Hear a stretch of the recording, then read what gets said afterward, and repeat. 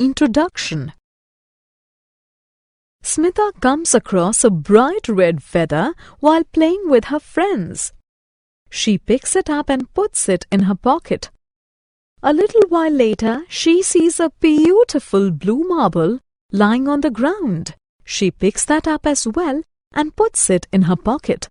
She notices that the marble is heavier than the feather.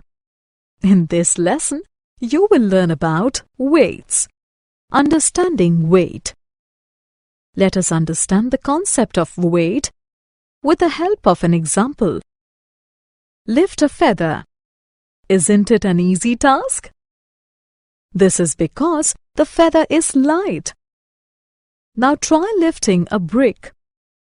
Do you find the task difficult? This is because the brick is heavy. Comparing weights. A heavier object has more weight than a lighter object. Let us understand it with the help of an example.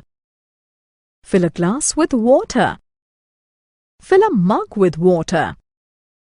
Try to lift both. Which is easier to lift? Quite obviously, the glass filled with water. It is lighter than the mug filled with water. Therefore, we can say that objects that are easy to lift are lighter than objects that are difficult to lift. Comparison using balance. Look at this picture. Where have you seen this object? Yes, in shops. It is called a balance. It is used to measure weights. An apple seller weighs apples by placing the apples on one side and the weights on the other side of the balance. The balance can also be used to compare weights. Let us see how.